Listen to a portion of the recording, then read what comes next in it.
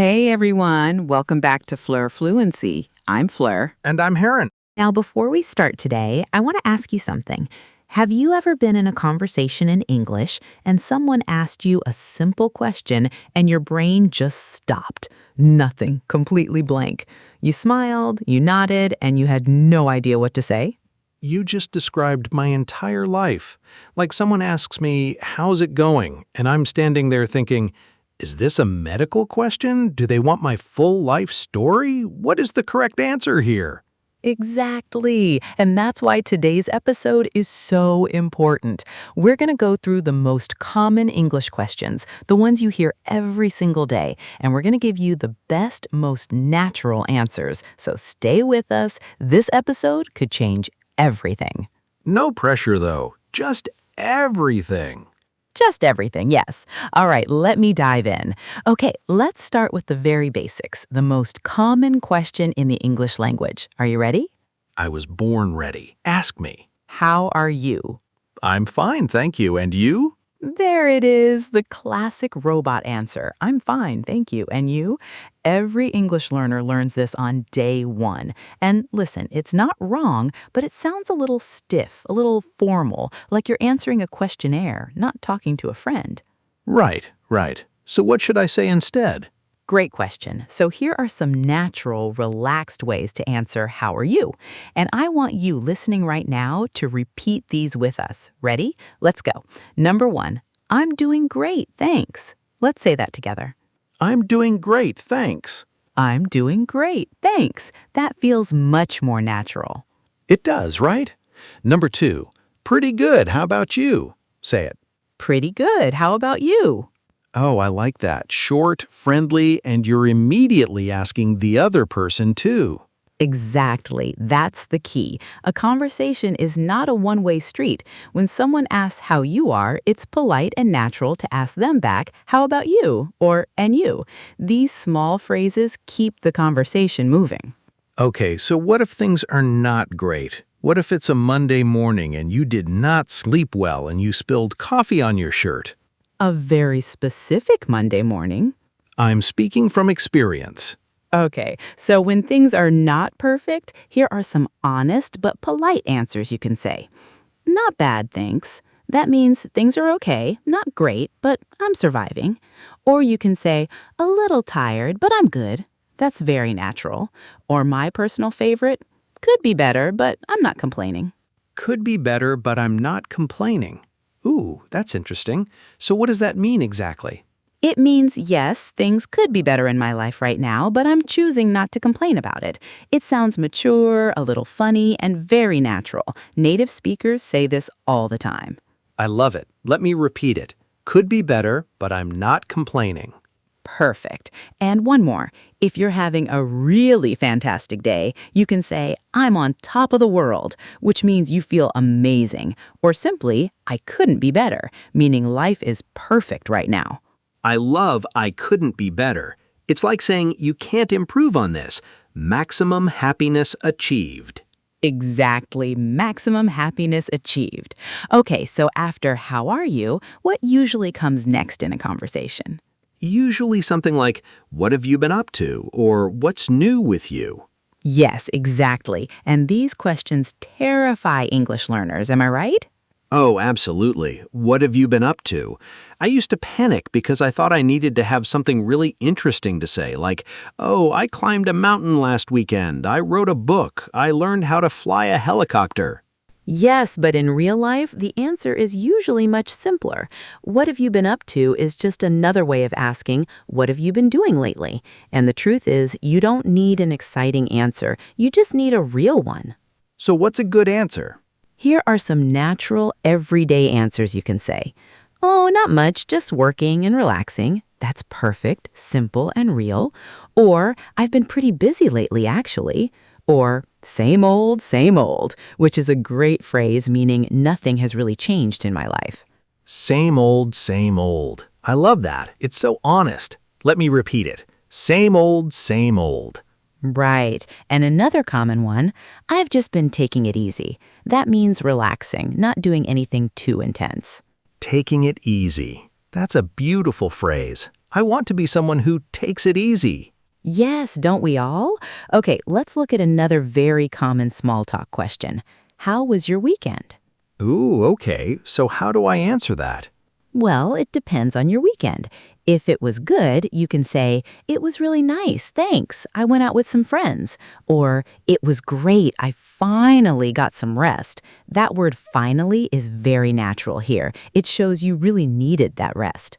And if the weekend was bad, then you can say, "Honestly, it was a bit rough," or "It wasn't the best, but I'm okay." Or my favorite, "Don't ask." Don't ask. That's so funny and so real. Right. Don't ask is a very casual way of saying, "My weekend was terrible and I do not want to talk about it." But you say it with a smile, so it sounds funny, not dramatic. Okay, I need everyone listening to repeat this phrase, don't ask. Say it like you're a little tired and a little funny. Don't ask. Perfect. Now, for all of you listening right now, if you're enjoying this episode, please hit that like button. It really helps us reach more English learners around the world. And subscribe if you haven't already. We post new episodes every week, just like this one. Yes, and leave us a comment below. Tell us, what's the English phrase or question that confuses you the most? We might make a whole episode about it. All right, let me move into personal questions. These are questions people ask when they want to know more about you, and these can feel more challenging because they require longer answers. Like, what kind of questions? For example, where are you from? This sounds simple, right? But so many learners get nervous because they think they need to say something perfect. Right. I've seen people freeze completely when someone asks where they're from, which is funny because you know where you're from. That's information you definitely have. Yes, exactly. You were there. You know this. So let me practice a natural answer. If someone asks where you're from, you can simply say, "I'm from country." That's perfect. But to make it more natural, you can add a little more. For example, "I'm from Mexico, but I've been living here for 2 years." Or, "I'm originally from Brazil, but I grew up in Canada." Oh, I like the word originally. It adds so much information with just one word. Exactly. Originally means that's where I was born or grew up, but things have changed since then. It's a very useful word. Say it with me. Originally. Originally. Great. Now let's look at another personal question. What do you do, or what do you do for a living? Oh, this one. I used to say, I am a teacher. And then just stop, full stop, nothing else. And that's fine. It's not wrong. But you can make it much more interesting with just a tiny bit more. For example, "I'm a teacher. I teach English to high school students." Or, "I work in marketing. Basically, I help companies promote their products online." That phrase "basically" is so useful because it helps you explain something complicated in simple words. Basically, let me say that. I work in marketing. Basically, I help companies promote their products. Beautiful. And what if you don't have a job right now? Maybe you're a student or between jobs, or you're a parent who stays home? There's no shame in any of that, and there's a natural way to say it. "I'm a student at the moment," or "I'm currently looking for work," or "I'm a stay-at-home parent. I've got 2 kids, so that's basically a full-time job." That's basically a full-time job. Yes, being a parent is a full-time job, a very exhausting one. Absolute respect to all the parents listening. Now, what about this question? Are you married? Or do you have kids? Some people find this very personal. Great point. In some cultures, these are very normal questions. In others, they feel very private. In English, especially in Western culture, it's okay to give a simple answer and not go into too much detail if you don't want to. You can say, "Yes, I'm married. We've been together for 5 years." Or, "No, I'm single, enjoying life."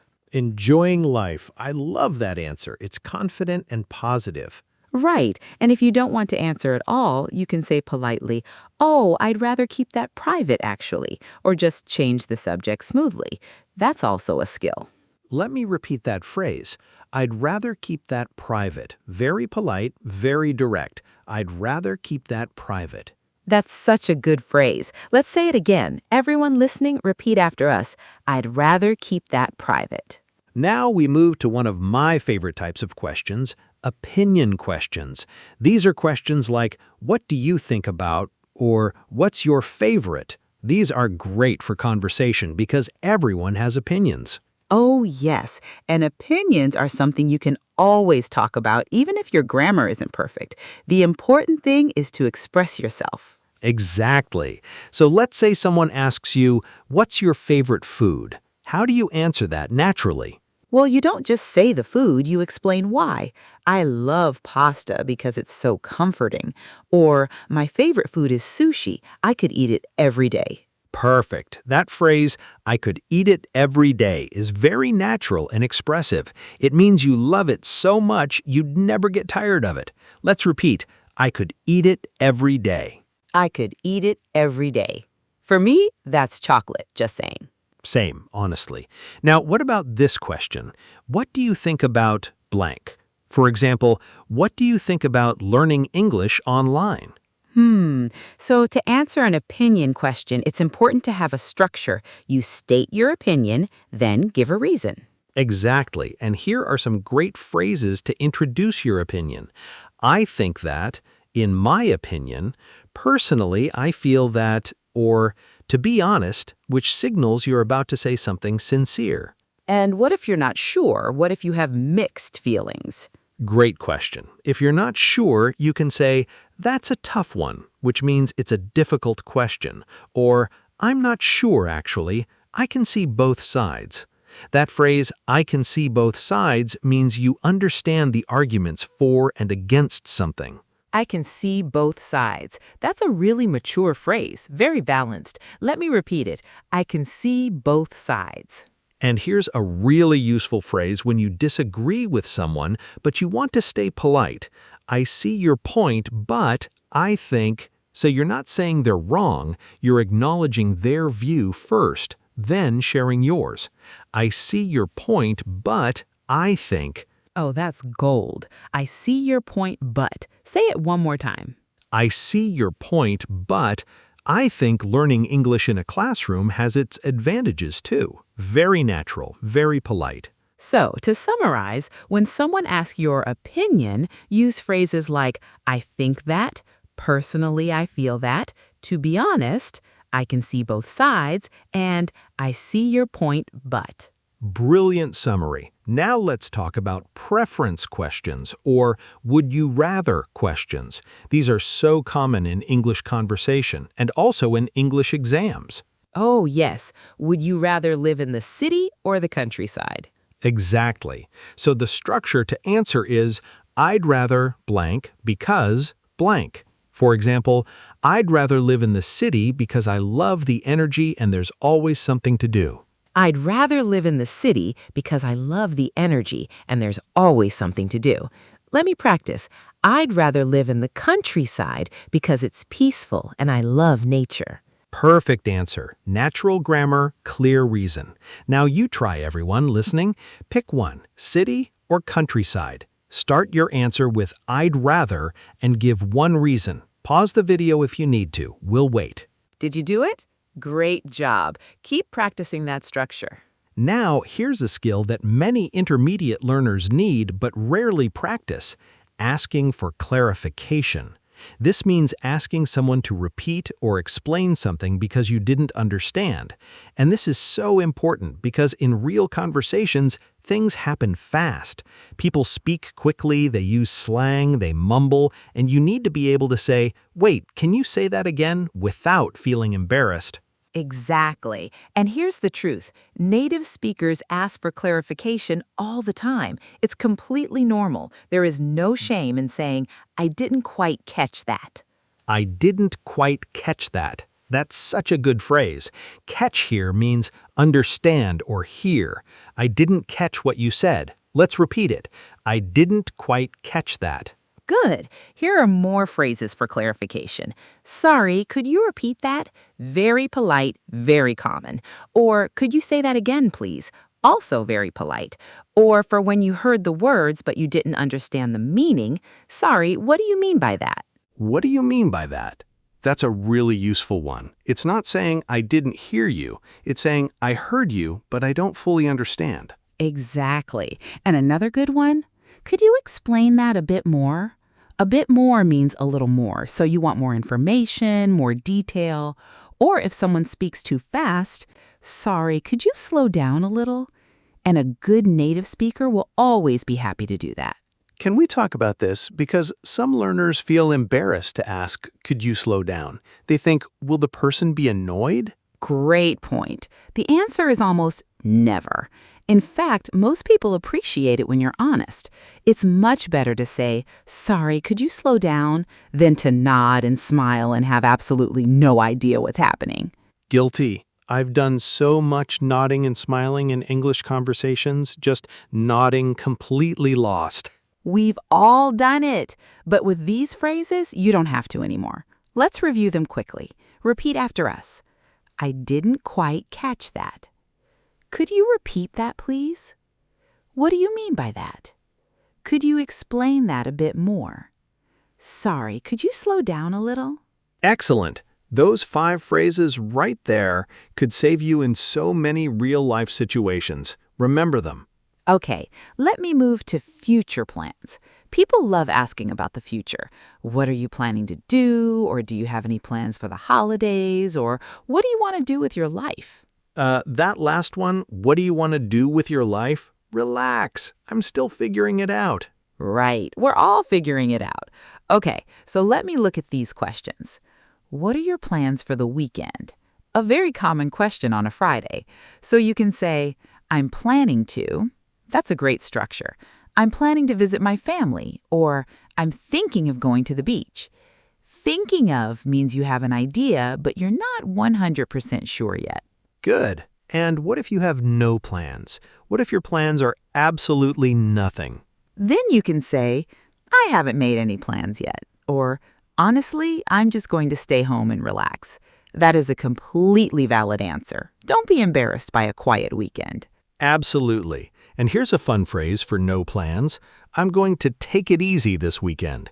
Remember, take it easy means to relax and do nothing too intense.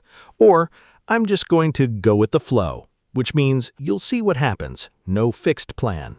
Go with the flow. I love that. Let's say it together. I'm just going to go with the flow. I'm just going to go with the flow. Beautiful phrase. Very natural, very relaxed. Now, what about bigger future questions, like career goals or life plans? If someone asks, where do you see yourself in 5 years, which is a very common question, especially in job interviews, you can answer, I'd like to be, or I hope to, or my goal is to. These phrases show ambition without sounding arrogant. For example, I'd like to be working in my own business in 5 years. Or, I hope to have improved my English enough to work internationally. Ooh, I like that one. That's a great answer. And notice it's not just, I want to speak English better. It connects English improvement to a real-life goal, working internationally. That makes the answer much more powerful and interesting. Let's repeat these future phrases.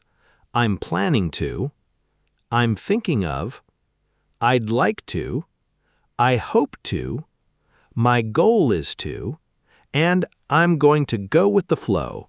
Perfect. Say one of those phrases right now and finish the sentence with your own goal.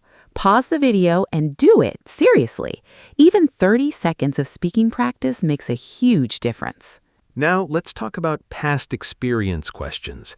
These are questions about things you have done or haven't done. For example, have you ever been to place? Or have you ever tried food or activity? Oh, have you ever questions? These use the present perfect tense, right? Exactly. Have you ever plus past participle. So for example, have you ever been to Paris? Or have you ever eaten sushi? Or have you ever spoken English with a native speaker? And to answer, you say, yes, I have, or no, I haven't. But of course, to be more natural, you add more detail, right? So if you have done it, yes, I have. I went to Paris last year and it was absolutely beautiful. If you haven't, no, I haven't, but I'd really love to go someday. That addition, but I'd really love to go, shows interest and keeps the conversation going. No, I haven't, but I'd really love to go. Let's say that. No, I haven't, but I'd really love to go. Perfect. And here's a really natural phrase when you're not sure. I think I might have, but I'm not sure.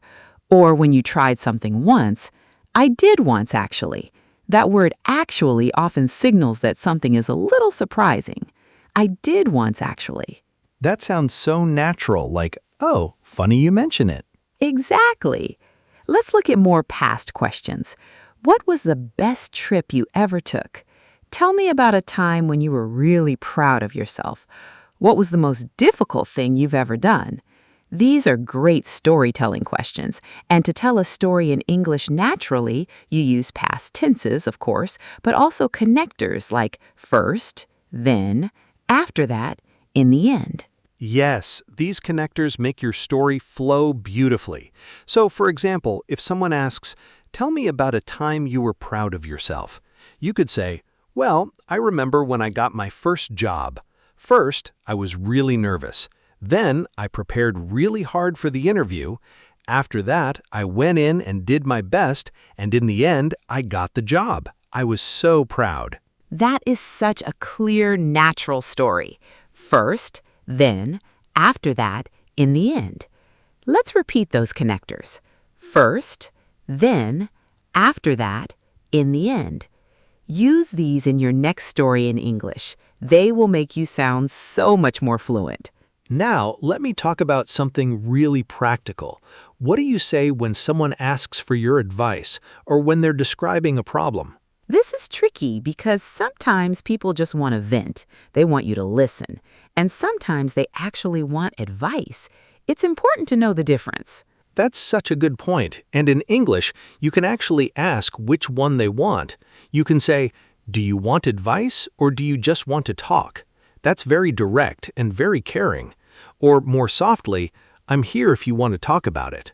I'm here if you want to talk about it. That's so kind. Let me say it. I'm here if you want to talk about it. Now, for giving advice, here are great phrases. If I were you, I would.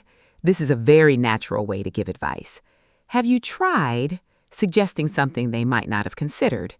Maybe you could try a gentle suggestion, and it might be worth for a more careful recommendation.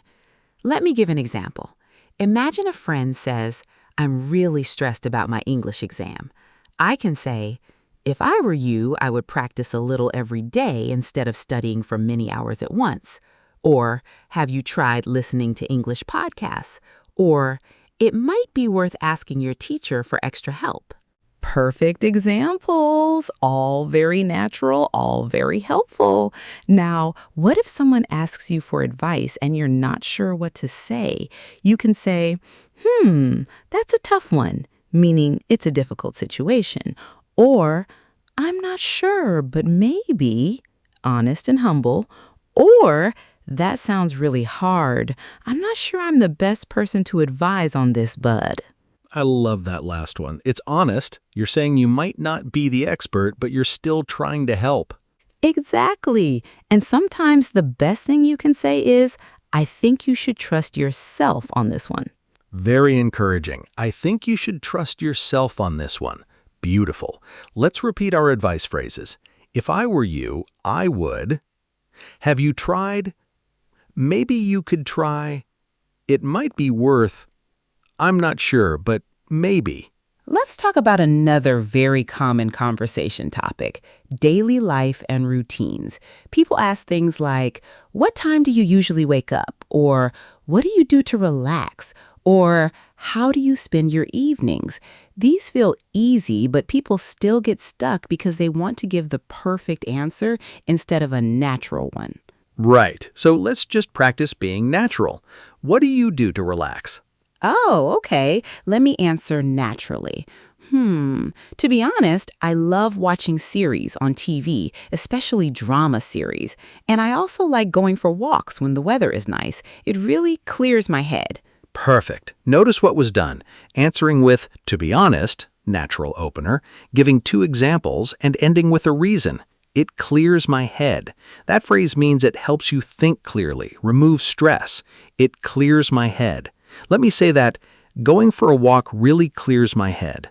Beautiful. Now, how do you spend your mornings? Wait, I ask you now. Go for it. How do you spend your mornings? Well, honestly, I'm not a morning person, so my mornings are a bit slow. I usually make a coffee first, that's non-negotiable, and then I check my messages.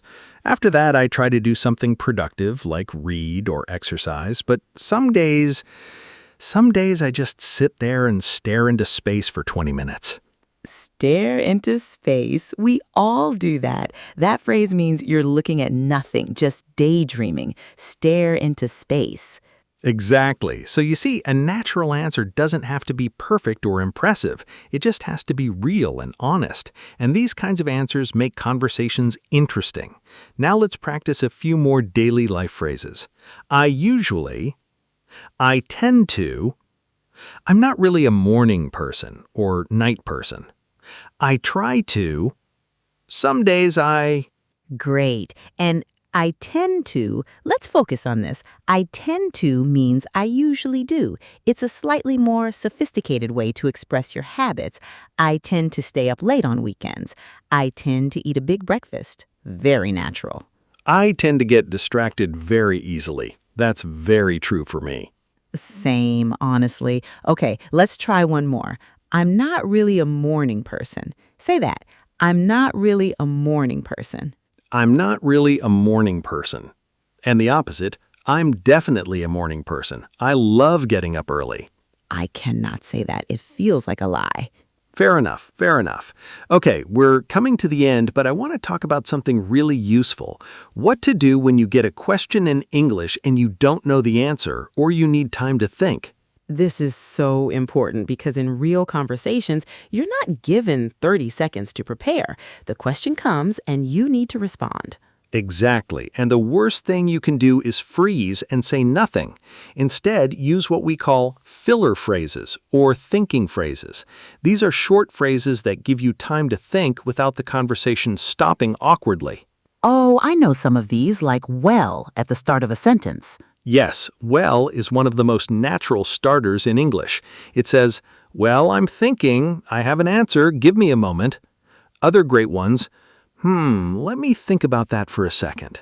Or, that's a good question actually, which buys you a moment and also makes the other person feel good about their question.